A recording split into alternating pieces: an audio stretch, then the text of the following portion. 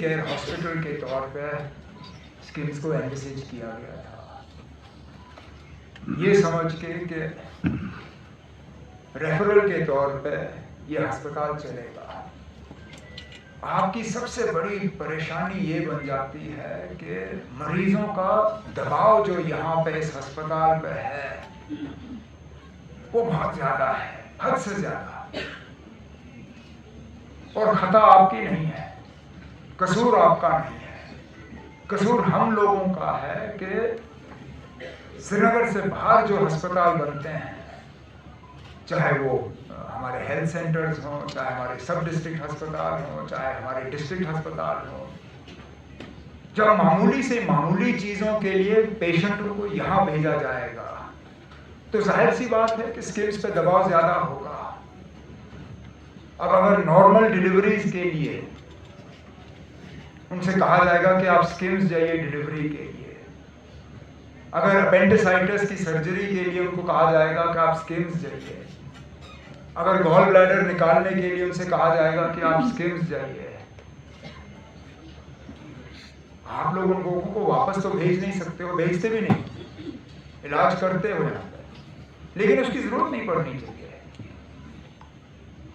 हमें जहाँ स्किम्स को बचाना है, जहाँ हमने आपके इंफ्रास्ट्रक्चर को और बढ़ाना है, जहाँ हमने आपके इक्विपमेंट को और मॉडर्नाइज करना है, वहाँ हमारी जिम्मेदारी ये भी बनती है कि हम स्किम्स के ऊपर जो प्रेशर बना हुआ है उस प्रेशर को भी कम करें, ताकि मामूली सी जो ट्रीटमेंट्स हैं, रेगुलर ट्रीटमेंट्स जो हैं, वो सब डिस्ट्रिक्ट और डिस्ट्रिक्ट अस्पताल में ही हो जाए और उन पेशेंट्स को यहाँ आने की ज़रूरत ना पड़े।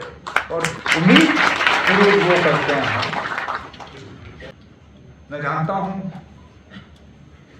कि स्किम्स की खुद मुख्तारी को ख़त्म करने का एक बहुत बुरा असर स्किम्स पे पड़ा है।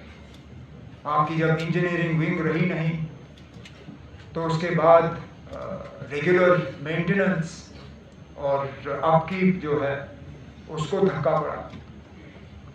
अब किसी अस्पताल में ऑल फुल ब्लैकआउट होना, मतलब ये तो लोगों के जान के साथ खिलवाड़ है। मुझे डायरेक्टर साहब कह रहे थे कि पिछले दिनों ऐसा ही, बिल्कुल ऐसी हालत थी। यहाँ रात को बिजली गई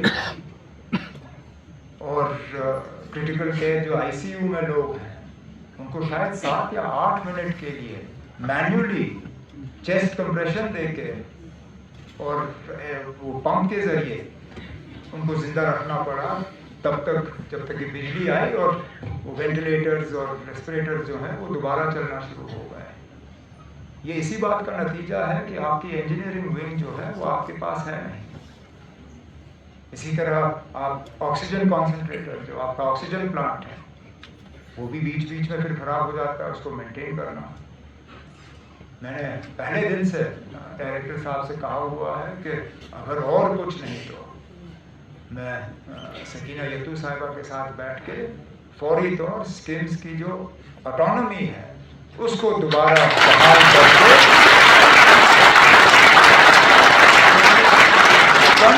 ये कमजोरी जो है ये हम ना रखें। इसी तरह आपसे कहा जाता है कि प्रोक्योरमेंट के लिए आप मेडिकल सप्लाईज कॉर्पोरेशन का इस्तेमाल करें, लेकिन उनके प्रोसीजर्स इतने कम्बरसम हैं, इतने लंबे हैं कि कई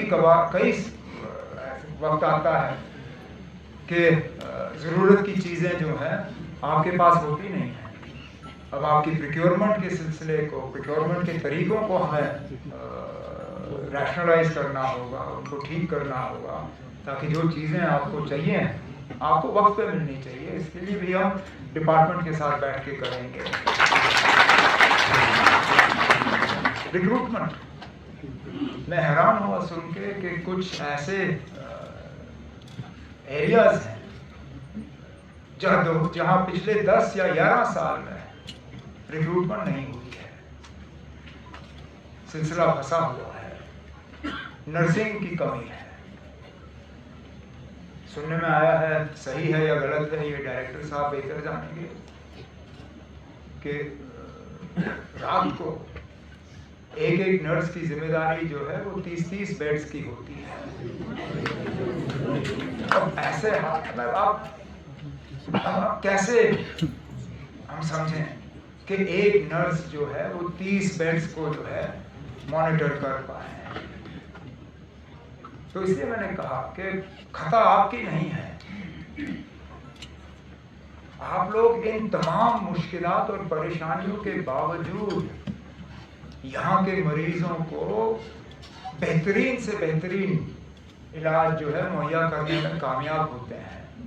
ये हम लोग हैं जिन्होंने आपके हाथ आपके पीठ पीछे बांध के रखे हैं, जिनको हमें अब खोल के आपके इस इंस्टीट्यूशन को